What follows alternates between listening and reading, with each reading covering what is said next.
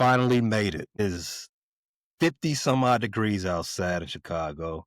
Summer's coming to an end because summer obviously got someplace to be. Camp is ending, cuts have happened, preseason's over, and we've been waiting a long time for this moment. Taylor Swift and Travis Kelce have got engaged. I love that for It's them. been we've waited a long time for that, yeah. You guys happy it's finally happened? I I, haven't waited 1 second for that. But congrats to them. I love black love.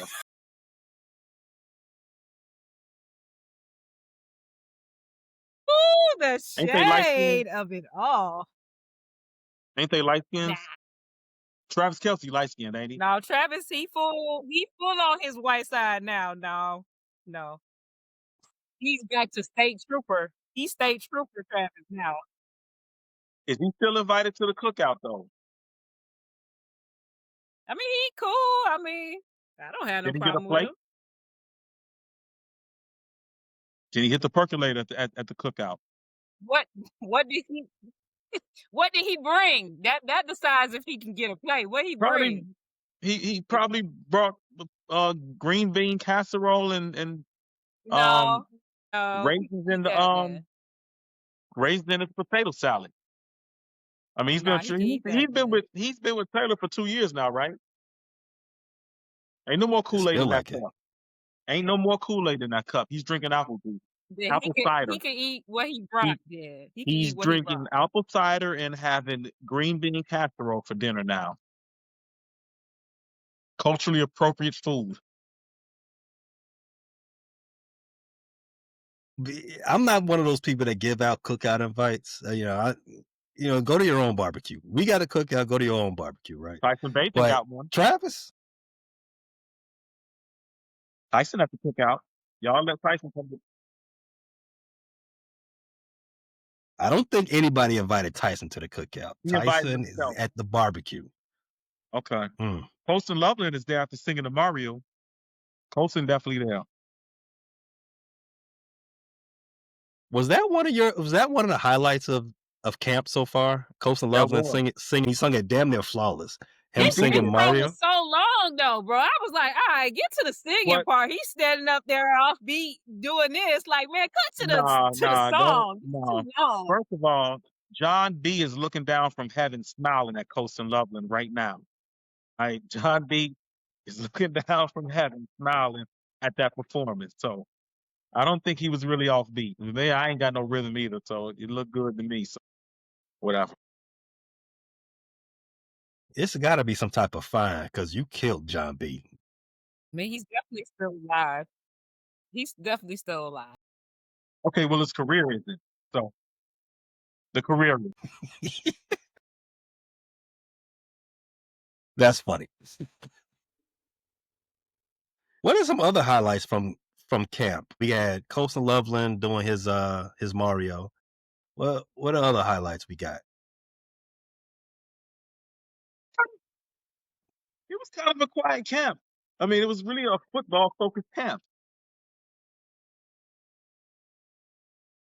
I can't think of anything else. Tiff? The only thing that stands out to me was a low light. So I don't know. I can't think of Okay. any highlights right now. Feel it coming. I have not said a word. I didn't say anything. All I said, the only thing that's coming to my mind that was outside of normal football was a low light. So it doesn't fit the criteria of what we're talking about. Well, let's dig it. Let's get into it. Let's talk about camp. And as it's ending now and players are getting ready for the season, let's review camp. There's been a lot of talk about the issues with the I guess the install of the offense, what the defense has got going on, injuries. What a takeaway are we having coming out of camp? I think the takeaway for me is that there's still more work to do, right? We saw some highs in some of the preseason games that we may have thought we're there, we ready. And then we saw some lows that felt like, maybe not. So I think the tone that I'm taking is there's still work to do, but we have seen progress, we have seen improvement, and I am confident from everything that I've heard from the coaching staff that we're headed in the right direction, and he's gonna keep the fire, the flame to the fire. My takeaway is details. Details matter. Ben Johnson is a stickler for the details. You're going to get it right. Caleb, you're going to get your footwork right. You're going to go through the cadence right. You're going to break the huddle right. The small details. That's what I took away from camp. Ben Johnson is about details. Going motion the right way. None of that nonsense that we saw last year. Hell, maybe the last 6 years of watching Bear football. Well, maybe the last quarter century from watching Bear football, especially on the offensive side. So that's my takeaway. The details matter, and that is so refreshing. And to go along with that, Ben is gonna call it out. He's gonna call it out clearly every single time. He gonna say, "No, that Anybody looked can like get it. crap." We're not getting Anybody any can more get of it. that Eberflus, oh no, everything's jolly good, fellas. We're not getting no more of that. If anything, we're getting the opposite. Is that Yeah, Fluke's Ben won't voice? let anything fly. Huh? That was Is Eberflus. that Fluke? Everything's fine, guys. No, we just lost again. Like, sir, shut up. I get it, but Hits no. principle. Hits principle. I like that character, Tiff. We Yeah, gotta work on that. we need that Let's character. bring yeah, let's bring Eberflus to the show every now and then. Let's No, do that, this Tiff. this is all organic. We can't call this up at certain times. This ain't no seance where you can just request somebody. That's not how that works. This is No, organic. I mean week 3 when we play the Dallas Cowboys, I want to say, hey Eberflus, how do you feel about playing Caleb after you didn't work with him in the film room? Hopefully he'll be feeling terrible because we'll be beating him so badly. Hopefully. No, we gonna light his ass up. But yeah, let's work on that character though, Tiff. I like that. I like the Like I Eberflus. said, this is not upon request, okay? That definitely would be a hit with our audience. Hey, you got to clip that and send that to me. That's going on my page. Nah, phone number on my page need No, that. Phone no, number on my no, it's page not. need that little bit. No, it's not. You're then you better follow it up with you're full of shit. That's what you better follow it up That's with. fine.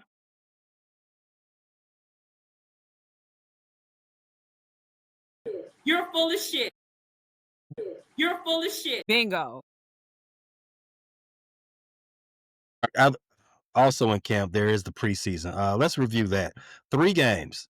The starters did not play the first game, obviously. The second game, most of the starters were there in the second game. They only played 2 series in total. And the third game, was out there for first half. Yeah, they had a whole camp. What's your opinion of how the team, not just starters, how the team looked in preseason games? I think the defense looked as advertised. This Allen defense, they were aggressive. I would have liked to see more turnovers, but they were aggressive. They were physical. They tackled well. We didn't have Jalen or Kyler. Tremaine only played a couple series the entire preseason. But I thought the Dennis Allen defense was advertised. I thought the offense, although they got off to a slow start against the Chiefs, I thought we saw the dynamic playmakers that Ben Johnson brings to the table. And the dynamic plays. You saw Luther Burden. Luther Burden looks fantastic. Like, the Bears have a deep receiver room. I don't see, man, Rome and DJ and Zacchaeus, they got to stay on point. Burden is coming for somebody's snaps. Like, you saw Rome not be able to corral a contested catch in that Chiefs game. And it was a tough catch, but that's a catch that a top 10 pick, a number 1 receiver, has to make. I'm going to say Luther's coming. He's coming for snaps. Colston Loveland, as advertised. We don't know how they're going to perform on Sundays, but you see the dynamic playmakers. You see the explosive ability that Ben Johnson wanted to bring here. A little up and down to me. Game 1, none of the starters, so it's hard to get a good read on it. Game 2, we absolutely trounced them, but the Bills played very few of their starters. So, how much Yeah, can you no say Josh from that? Allen.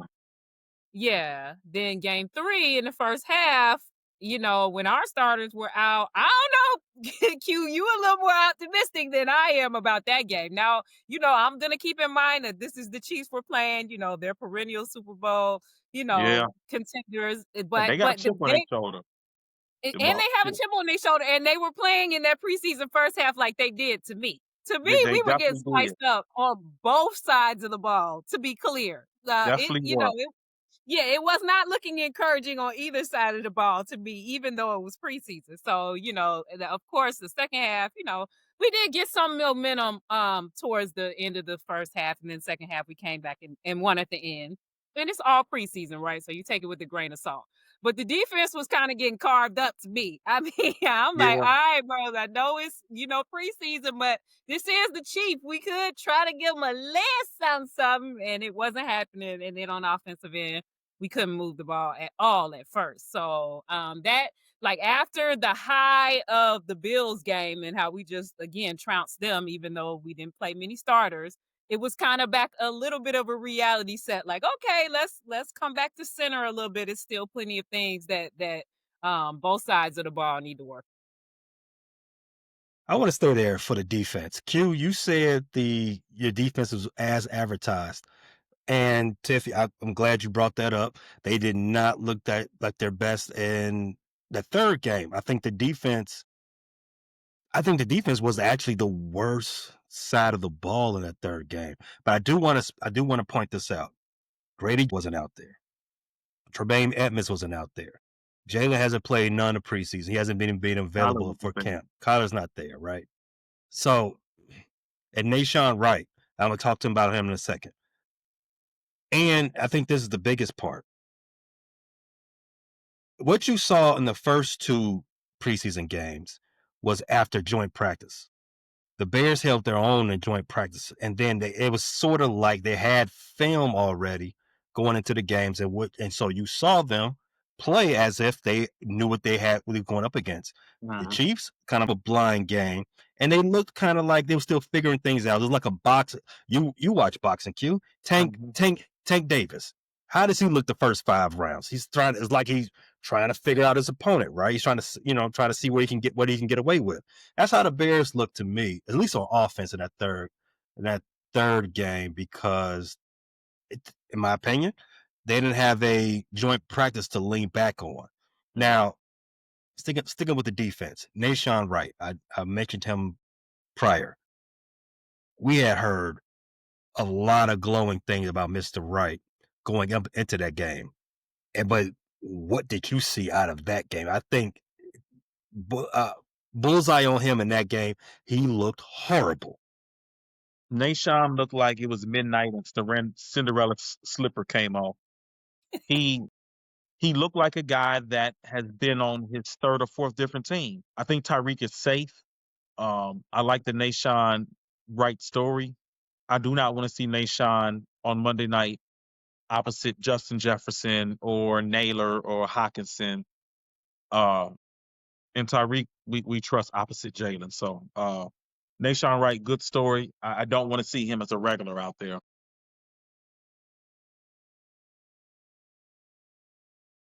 Is there anybody else that stuck out to you in any of the games, maybe good or bad, the way that Nashawn Wright stuck out in game 3?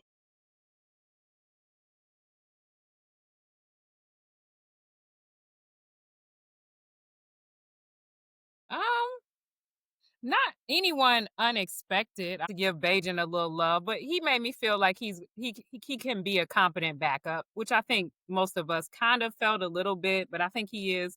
Hey, he didn't got his $10 million swag now, so he had a little different. He had a little different cadence in that third game, so I think I kind of am a little more comfortable with him being a sufficient backup.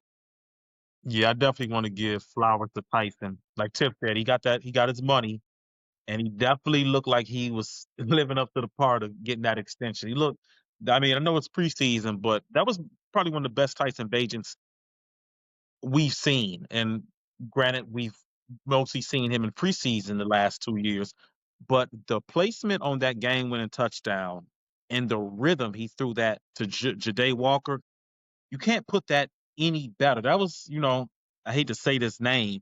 That was Aaron Rodgers' like ball placement and throw in the red zone. And shout out to Ja'Day Walker, made the team, undrafted free agent, Texas A&M, beat out guys like Tyler Scott, beat out Miles Boykin, beat out some veterans and some guys who were doing good in camp. That's a good story though. I like Ja'Day Walker. I think he's actually a player that if called on Sundays, if there's injuries, I would feel comfortable with him out there, wide receivers. I thought that boy, I thought he balled all preseason. So that's the guy, not just the game 3, all 3 games.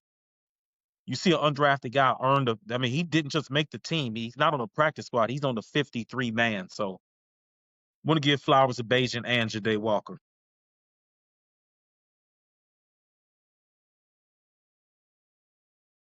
That's interesting that, Tiff, you said there was no highlights of the preseason. I mean, of camp. Tyson, he got his bag. Yeah, you're right. That's not a highlight. I'm thinking on the field lower, like in that vein. But you're right. Him sitting Yeah, up I there didn't think saying, about that. first of all, That is a highlight.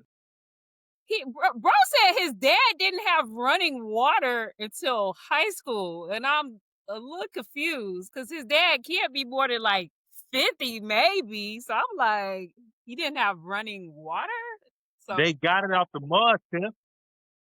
They they're got it. from That's why I West say Virginia, Tyson is I at think. the cookout. They got it out the mud. Tyson from the trenches.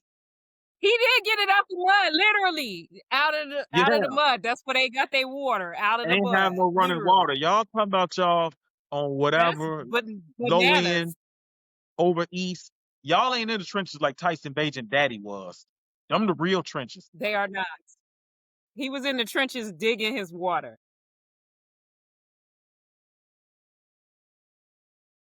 Yeah, West Virginia. It doesn't. I've never been to West Virginia. I always want to put that out there in the front end. But if you told me someone in West Virginia, and let's say in the 80s, well, he said his dad didn't have running water, at some Until point in his high life. You told school. me Until high school, bro. That's what he said. so the 70s maybe. So if you told me No, Tyson someone in Bajan's West dad can't be Virginia that old. didn't have, Tyson well, yeah, you're Bajan's right. dad he had to be in high school in He the probably in 80s, his 90s. 50s. He probably in his early 50s. Right, so he was in high school. In Okay, so the he was 80s, in high school in the 90s. Saved by the Bell Yeah. crowd. Yeah. Okay. I'm gonna still say it. If you told me there was an area of West Virginia where people lived in the 90s that didn't have running water, I wouldn't be shocked. No disrespect to West Virginia. It sounds like I'm pretty sure West Virginia like a is. lot of disrespect. Oh, what do you mean? I mean, listen, That sounds like a lot of disrespect, Ricky Bobby. This is America. We are all aware that there are some infrastructure inequities all around, right? I don't think it's disrespectful for me to say that, or at least assume that, just based on how I know America is. So I am extremely happy for the Badgett family. Keep doing good work, keep grinding, young man. So and they definitely wasn't washing their legs or showering more than once or twice. Before we see, that's okay. See now, no, Tiff, no, was I that know where you necessary? going. Was that They necessary? was not washing their legs Is at that a all, dog bro. whistle I You hear don't have no blowing? running water. You don't have Is no that a running dog water. You're whistle? definitely not I washing hear your legs. not washing. That's a dog whistle, Tiff. We're not going to do that. So before we move off this Tyson Bajan daddy not having running water, I have one question about this. One question. He was very emotional and it was very touching. So how does Tyson Bajan know? He wasn't around then. How does he know his dad didn't have running water? Do we believe Tyson Bajan's father? Because his daddy told him Do that we story just like your grandparents, whoever, was like, we used to walk to school backwards. With, that's you know what I'm my saying? Like point. every parent or That is grandparent my has told point. their grandkids some story damn stories. of how tough they were and how good and how bad they had it and how good you have it now. He was probably like every day at Tyson, like, you got running water. What? You not gonna clean your room? Boy, you got running water. What you talking about? Like he threw that in his face all the time. And we have heard the rumors of Tyson Bajan's dad that he started the rumor that Members of the team went to Eberflus to have Caleb Williams bench. I'm just saying, Tyson Bagent's dad don't got a lot of credibility with me. I mean, from what I see of this guy, He may have, there just seems to be a lot of embellishing. he may have had to start arm wrestling to get enough money to get plumbing. I don't know. Just shout out. It's not a bad hustle. But I see how you all took a heartfelt, nice story and tried to fake news it. I see No, that. You know, I believe the story. I just said it was shocking to me, even though okay, West Virginia, but still, we talking about the 80s or 90s. If it was the 50s or 60s, no, it wouldn't be shocking. But the 80s or 90s, yeah, that's shocking. I'm not blaming you too. We live in a post-truth society, No, so you are. you should. Yes, we all live in post-truth. You probably lived in We it all your live in whole life while you talk about now. No. We live in a society where everything is questioned, facts are questioned, no one believes anything anymore, and Listen, I don't blame you all for it. Just putting that out there. Facebook no longer does fact checker. The Smithsonian institution apparently said slavery didn't exist, so it's not that bad. Things aren't that bad. It So was not that bad. slavery is Because not that we bad. can't erase history. We cannot erase the history of, Confederate statues being out. That's erasing history. But actually taking factual history out of a museum is so people don't feel bad and we can feel good about the country. So, okay. I like that slavery has to leave the museum, but Confederate people who like slavery are getting back in the museum. That makes no sense. Yes. How can you tell the story No, of one without the other? it makes perfect sense to a certain demographic. It makes perfect. Celebrate the slave owners, ignore slavery. Never happened. Wasn't that bad. Yeah. Yes. Long live General Now you're Ulysses. Is that his name? long live the traitors. Ulysses S. Grant was a Yankee. Yeah, so I was about to say Grant was on the Union side. Now don't put smut on his name like that. I'm thinking of Lee. Robert E. Lee is the person you're thinking about. Yes. Robert E. Lee was the guy. Well, I don't want to call him a traitor. He was just USAK. Like he was a traitor. What? That's a traitor. He was the definition of a traitor. He was just saying. Listen, sometimes we all from Chicago. Sometimes within a nation or organization on the streets, you're not liking what the big dudes at the top say. So you might be something, and you still claim it, but you throwing a K at the end of it. So he still was right on the USA. He was USAK. That's how the streets go sometimes. I'm just trying to relate it to our listeners. No, he's a traitor. That's okay. What he was. Okay. I think he was the president of the Confederacy, wasn't he? So he the biggest traitor they had? No, he was not the president. Oh, well, shit, I don't know. I don't want to know their history. There's a certain orange man that wants you to know their history and stop knowing yours. Okay, well, good luck. Other points of the training camp and preseason. That was that was a point. I think that's worth talking about. Was that position battle at left tackle? Offensive line was a major point of contention all last season. We definitely needed to upgrade that, and for the most part, Ryan Poles did. He brought in known studs to put on that interior. Now you got to figure out the exterior, the outside tackles for that offensive line. Darnell Wright probably is going to be the starter. We had questions. But let's talk about that left tackle. Are you all satisfied with the position battle and how it played out? You say but I feel more I'm comfortable with Braxton Jones starting. I was about to say week one, I feel comfortable with. I mean, for now, I think we talked about this last episode. For the first game, I'm good with it. Like Right. I think there's nothing wrong with having a battle and if the winner who was the winner last year wins again and he goes out and does his job, I have no problem with that. Like I wasn't expecting that he had to be replaced, but now he's gonna have to step up and do his job. And he could prove that week one. So when you ask me, am I satisfied with Braxton Jones? I think that's in the macro versus micro of it all. Am I satisfied with Braxton Jones as my left tackle starting? No. I'd rather them upgrade a position. Am I satisfied with the options that we had on this team? Yeah. I prefer Braxton over a rookie who mainly played on the right side at Boston College. So, especially playing the Vikings week one, we know Brian Flores is coming out there. He is a mad scientist with the blitzes and the disguise coverages. We know he's coming to confuse Caleb in that offensive line. Braxton is this his fourth year or this is fourth year, right? This is fourth year. Fourth year. And he started, what was it, 40 out of 44 games he's played. He's seen a lot of football. He's played the Vikings. He's played Brian Flores. He knows what to expect. You got to hope that he's healthy and that he's fully recovered. Because the last time he spoke to the media, he said he's right where he's at, and it's unrealistic for you to think that he's going to be 100% when he's 8, 9 months post when he broke his fibula. And he's a big guy, and breaking your fibula in the offseason means you can't go strength training to your lower body. So that scares me a little bit because Braxton Jones is a guy that throughout his career, we've always felt that, he's susceptible to the bull rush and needed to get stronger.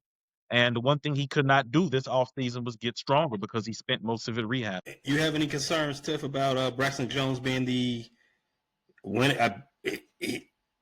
Well, let me say this before I get too deep into it. I do want to tell you all what Ben Johnson had to say today. Courtney Cronin, she asked him who will be the Bears' left tackle on week one, and Ben Johnson said he's, quote, not ready to talk about starters yet. That's one thing. But I think all signs point to Braxton Jones winning that job. Tiff, do you have an issue with Braxton Jones being the left tackle, the starting left tackle, game one again? I think Q made a masterful point out of what we have, right? I mean, if we could pick whoever we want, of course, that's not who we would pick. But of our roster right now, is he the one that I would give the most trust to start week one, Monday Night Football? Yes, I would. So the short answer for me of what we have on our roster right now, yes. Do I think the coach is probably just trying to put that last little fire up under Braxton or whatever? Probably. Like, do I really believe that at the last minute he's probably not? But I'm not. It's cool with me as long as it works. But that's a little of that gamemanship to me. That's what I'm thinking. Gamesmanship. You don't want the Vikings to get keep them guessing a little bit. Perhaps he's thinking about his opponent week one. The way I read that is that he's the worst type of mad scientist. He's the one that's like he's super meticulous, which not a bad thing. Not a bad thing if it's successful. It's a bad thing if it's not. That's how I took it. It's like, man, you just gonna drill down to the nuts and bolts this far? I think we already know who the starter is. There's no way you can convince me that you're still debating against Braxton and Theo Benedict. There's no way you convince me that you're still debating against Braxton and Ozzie or anybody else. And Kara Amagaji. What? Nope, not yet, Q. We'll talk about him in a second. And Kara Amagaji, get him out of here. He's not involved in this decision process whatsoever. So can we cut the crap? I mean, on the depth chart right now, they got Braxton number 1 and Ozzie number 2. So, yeah, of course that could change. But again, to me, him answering a question like that is always what coaches do. in my opinion, when there's that ambiguity, like they get a little, we'll see, we don't know until the very last second. It's like you do, but okay. Like that's just what you gotta say to me. Like I don't take any stock in that either way. But maybe he will fall on us. I mean, I don't know. We haven't seen him coach yet, so it's a little bit of that unpredictability. But if I had money and I was a betting person, I would bet on Braxton starting week. Last thing for preseason, Tiff, you brought it up for Ben Johnson. You know, it's his first crack at it with the Chicago Bears and his first crack as a head coach. Did you all have any, I guess, thoughts about how he looked out there as a head coach, as a play caller, or how was your overall opinion about how he's conducted or led the team this offseason? Well, at My this left-handed point, go ahead, Tiff. No, I was just calling him my left-handed brother. Um, I'll let Q jump in, but I think for me, he's overall looked pretty confident. He's looked pretty on top of everything that was going on. He certainly is a breath of fresh air compared to Eberflus, who always had that same dumb look on his face, and you just never knew what he was gonna blow in what game. You was just waiting for him to not call a timeout when he should, or you were just waiting for it. With Ben, even though this is his first time, he seems to be very into the minutia, but yet still able to keep track of everything that's going on. I haven't seen anything glaring that made me nervous or anything like that. So I mean, he's gonna have his flubs, he's gonna have his learning curve, but he seems to do his homework, be prepared. Like I said, he's very detail oriented, but he still seems to be able to keep track of the big picture.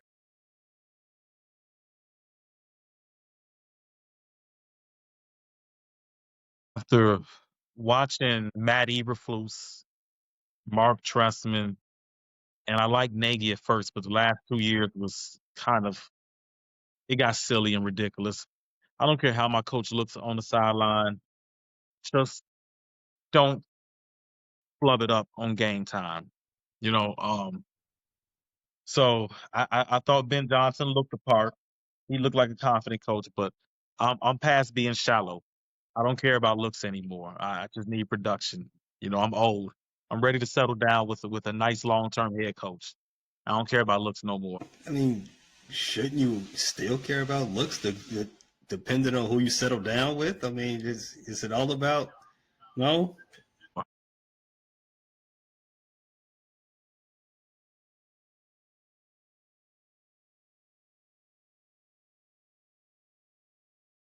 Nah. At this point, I'm about to have 10 cats. I just- I'm about to, I'm about to, I'm about to add a cat for every year we don't have a long term head coach, a 4,000-yard quarterback, or another Super Bowl win. I'm lonely. I don't care how it looks. Just get it done. I'm done being shallow. Lifelong Bears fan. Looks ain't even important. All the audience members, looks are not important. Get you somebody that don't irritate you, or they don't irritate you much. I'm sorry. No, I need to comment on that point. I'm sorry because if you're unattractive, you probably finna irritate the person off top. You got a real short string if you unattractive. So do not take Q advice. Because guess what? If somebody fan as hell, you gonna give them a little bit more rope. You gonna let them get on your nerves a little bit more. But let them be an ugly duckling and they say one word you don't like. Nah, don't take Q advice. He about to have you out here. Please don't listen to Q. Please. Man, you can't help being unattractive. The only thing you can do is make sure you smell good and dress good. But if you unattractive, you're gonna sound attractive, right? I mean,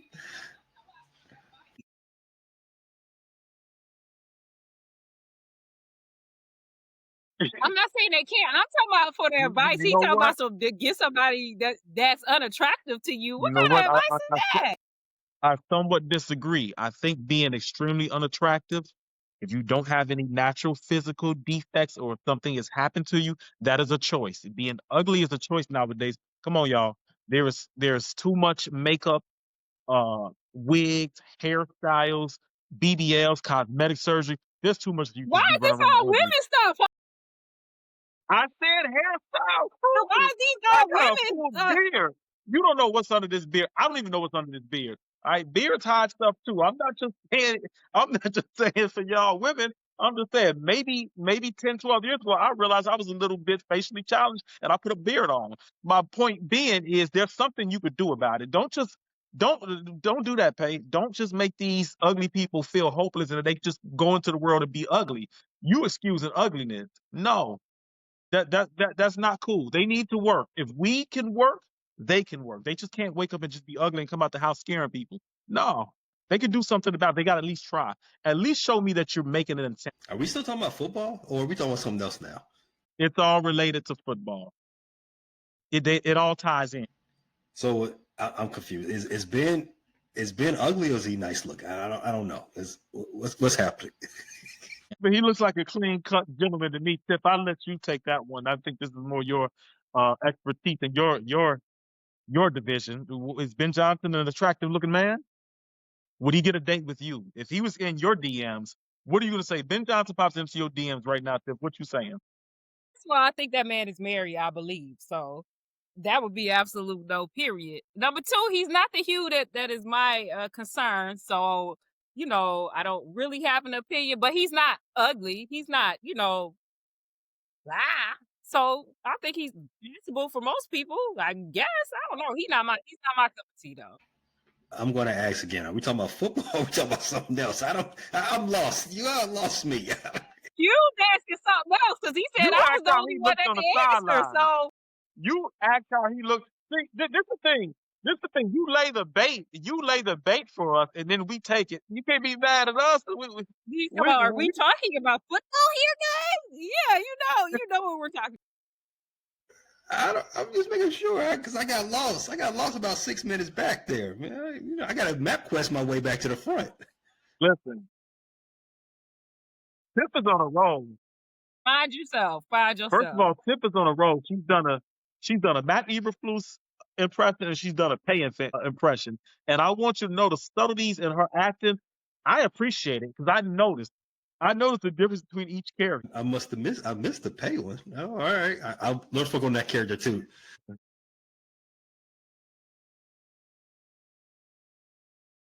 He just did it. Do it. Oh, it's got to be organic. It's got to be organic. I So can't do it I on can't ask her demand. to I'm do it. It's sorry. got to be organic.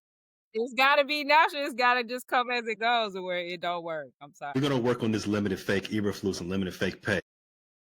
Clip it up. I will. All right. So drafting Ozzie, who's a right tackle. As far as drafting Kyra Amagaji, who is I don't even know what type tackle he is. But and as far as the whole thing with the tackles, do you think we are better off now from a tackle perspective than we were last year? Or is this more, or are we still vulnerable? We're still both things can be true. We're still vulnerable, but we're better off than last year. Kyron Amagachi coming in off of injury and no training camp, that was scary. That was frightening what he was doing out there at left tackle. I think we got enough depth where we won't see Kyron Amagachi at left tackle this year. I hope we won't see him at left tackle this year. I pray we don't see Kyron at left tackle this year. So I think we are in better position because I think he's on the right side now, and I think there has to be three men that just collapse from injury until we see Kyron out there at left tackle. So I say yes to both. I agree. When Q was talking, I was just having nightmares about him getting absolutely clobbered last year. Really, Yale did not deserve that because that was their one chance to really have somebody in the league, and bro did not put them on his back in any way, shape, or form. But then, Nobody they got did what they drafted did. from Yale this year. I'm like, oh well, they did what they did now, so oh well, who cares about Yale? But yeah, Dick Duran was actually from Yale. Rest in peace. Yes, rest in peace, Dick Duran. Gary Fensick was from Yale as well. Former Bear, 46 defense. One of the best safeties in Bears history. All right, so yesterday was cut day. The Bears didn't have a lot of bubble guys that had caught on this season. I think that most of the guys that ended up getting cut were more I don't think I don't want to say they weren't shockers, but I don't think they was like huge surprises. Was there a name that got cut that shocked you all, Tiff? There weren't any that shocked me. I was a little sad for Wheeler. Maybe Yeah. Scott is not really shocking, but I mean, those were the only two where it was like, oh, okay. Like Wheeler, obviously, just because of his story. Um, so those were the only two. Like I feel the same that we didn't have a bunch of people that were really close to the bubble or anybody that was super surprising. So for Wheeler, it was just the fact that, he had a feel good story and you would hope his career would have been able to continue with us, but that's how it goes There are sometimes. two cuts I want to highlight. They're not surprises, but Poe's got to do better with these third round picks. I mean, his third round picks since he got here. Velas Jones, gone. No impact at all. Zach Pickens, cut yesterday. No impact at all. Kyron Amagachi probably should have been cut if it wasn't for his draft status as a third round pick last year. No impact at all. You can't. I don't want to be the negative Nancy, but you can't fail this bad in the third round. The third round is an important round in the NFL. Like when you take a guy in the third round, he should either be a starter or a very high level backup, to say the least. I mean, these guys can't even get on the field. I mean, Velas can't even. Well, when they do get on the field, they're very noticeable. Not in a good way. Yeah, Kyron was very noticeable for getting absolutely destroyed against the Vikings, and Zach Getting Pickens is notable. pancaked. Zach Pickens, and when you're an interior defensive lineman, you shouldn't be noticeable, but he was pretty noticeable for getting pancaked, getting blown up at the point of attack. So that's my take on yesterday's cuts. I saw another third round pick of Poe's cut. And then you saw Tyler Scott cut a fourth round pick. You don't want to see guys. I mean, fourth round is a little bit more palatable, but the guys in the first three rounds, those should be the core of your team. Even though third rounds don't have the same star power that the first and second rounder goes, you look around the league, there's a lot of guys in the third round that are making impacts on their team. At the very least, solid starters. Here's my thing. I said I wasn't shocked by anybody to let go. And the Ian Wheeler thing, I thought, he does have a cool story. Shout out to Hard Knocks for illuminating that story last off season. But him getting cut is a byproduct of Ryan Poles being too soft on guys that he has a relationship with, being too willing to lean into the nice story. Yes, I get it. Maybe Ryan Poles wants to be the anti bad guy, the anti executive, where he's cold and heartless. Okay, great, Ryan Poles, but this is a business. You can't keep everybody around. Last year, we said it ad nauseum that Ryan Poles has this affinity for guys he's built relationships with, and he finds ways to keep them on. More of that Chicago politics, giving people no-show jobs. Ryan Bates should have made the squad, and a whole bunch of other ones, right? So what I'm saying is that when you look at the final 53 and you see the running back room has only got 3 guys, that is directly because last year, remember, we broke camp with 7 running backs. You're not doing that nonsense again this year. You see guys like Tyler Scott. The second he muffed that punt, and I think it was the second preseason game, his bags was already packed. Shout out to Velas. You got 3 tight ends in that room. Remember what I think it was last year or the year before last? How many tight ends did the Bears have? Like 6? Yeah. There's always been trouble with tight ends. I don't know what it Yeah, is, they from and they Ryan carry Pace to like 4 Ryan guys. Poles. We are going to draft a tight end every single year. I don't know what it is. They keep And he's gonna 10 million sign 2 dollars. or 3 of them every single year. Mercedes coming back. Mercedes better not come back. Hey He man, only he's an played old 3 snaps vet. a game, and 2 of them were false starts. But he was the team glue. He was the Yeah, motivator. Matt Eberflus, he got me with that. He got me with that because talked about how Mercedes Lewis is such a strong influence on the locker room. And I was like, yeah, the veterans. And then Mercedes got out there and didn't know when the ball was going to be snapped. And I mean, he didn't just do it once. Well, He did it. blocking to save his life. He said, "I'm 40, bro. I'm not about to be out here blocking. Is you crazy?" Well, he wasn't out there catching either, though. So what was he out there for? I mean, facts. Vibes. He was out there for good vibes. The vibes were anything but good. Your point about the running back pay, yeah. A lot of the silliness has been cut. Travis Homer is technically on IR, so he could be brought back at some point of the season. Yeah, Ian Wheeler was a feel-good story. I know a lot of people want him to make the team. There was probably no reason for him to make the team because you're not going for running backs deep. And if Ian Wheeler isn't a core special team member or returning kicks, no reason for him. He could still make the practice squad though, for those who love Ian. And I like Ian too. We saw him on Hard Knocks. And to your point, Poles does seem to be a nice guy. Remember when Adrian Colbert got cut from Hard Knocks? 30-year-old safety who was an NFL journeyman. And really, when he got to the Bears, that should have been the end of his journey. I was surprised the team brought him to camp, but we were the team to bring him to camp. And Poles was all emotional about cutting him and brought him back. And he did some things last year that weren't good when Brisker went down, but bygones be bygones. Bear down, bear claw up.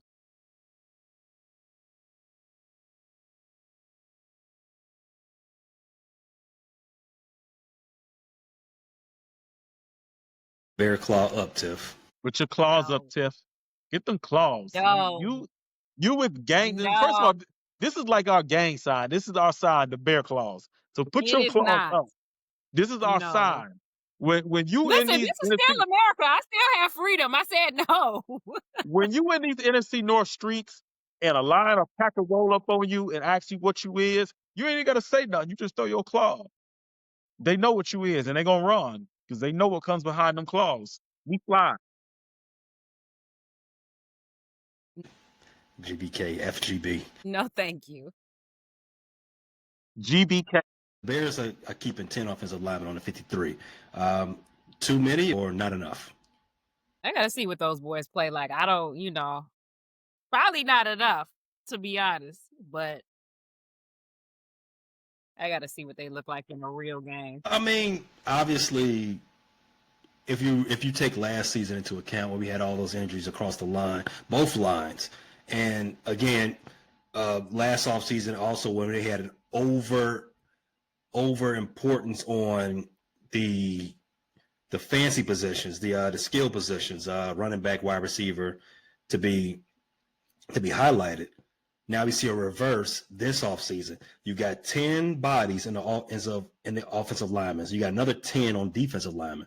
That I think that makes me feel good. It makes me feel good as far as like we are finally getting our head out of our asses. We are finally getting the stink off of us and we're starting to do things like a competent football team does.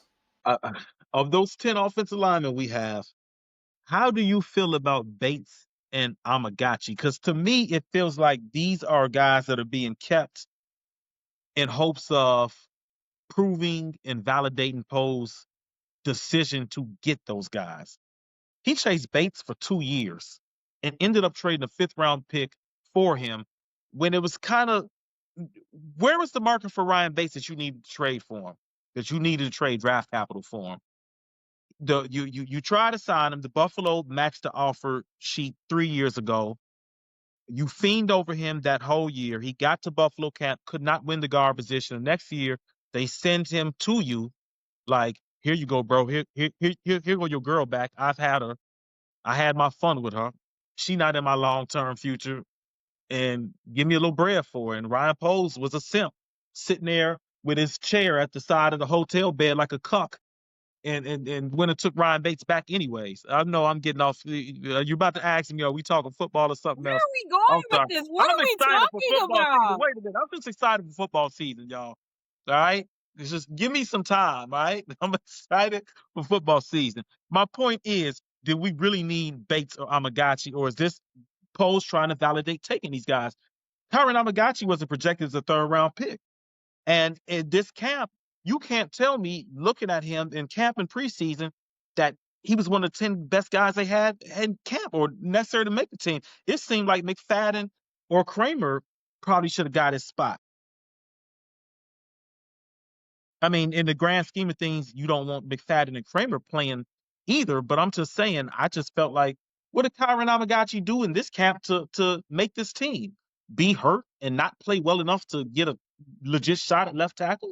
What did he do? I agree with you about Kyra. I don't see how he's still on the squad. I think this will probably be his last hurrah. But Ryan Bates, the knock on Bates was that he just couldn't be healthy, right? He's been healthy all camp, and he hasn't missed a practice. He hasn't missed, from reports, he hasn't missed a snap while he was on the practice field.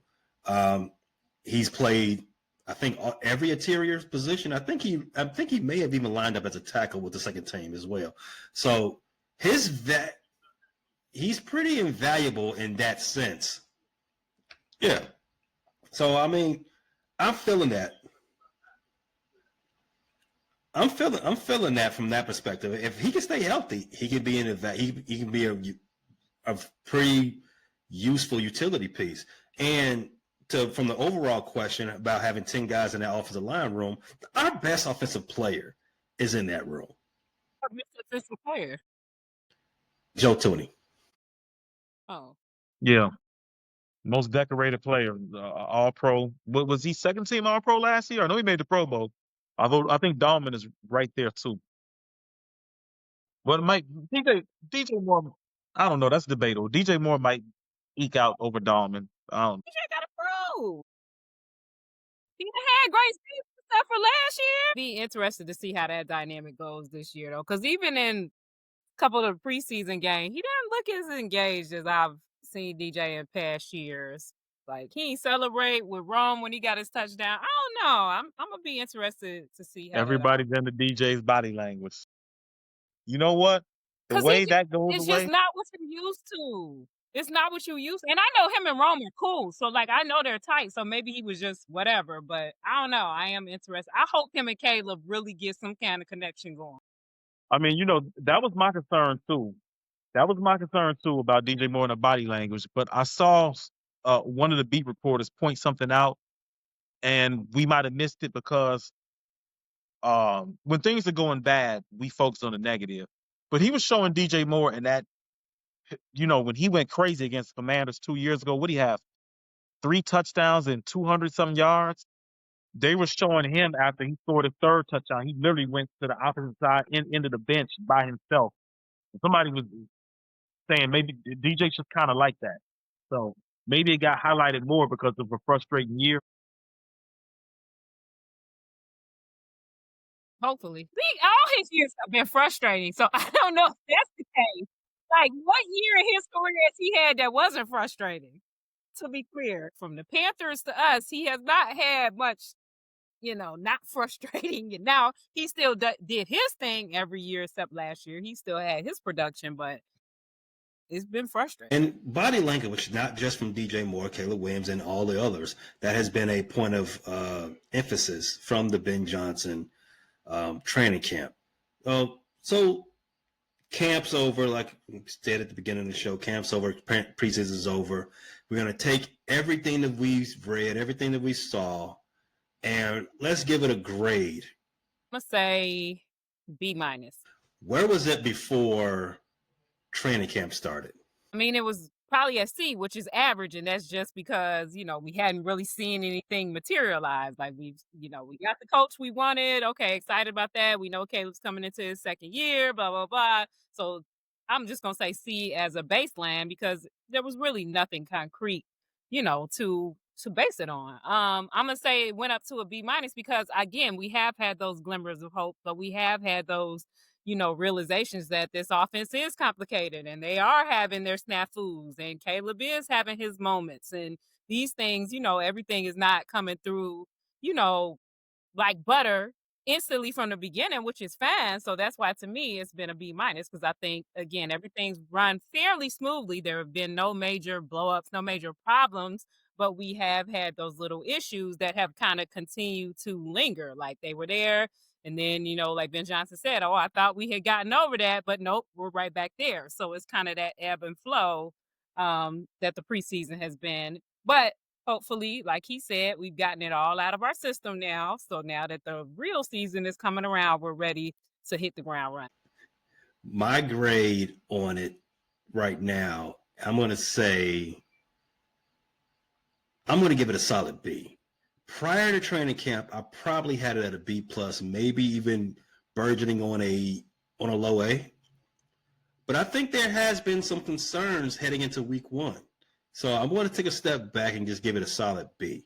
I do like some of the culpability that's being given to the players. Hey, you gotta man up. You gotta lock in. You gotta do what you gotta do to get to the next level in this league.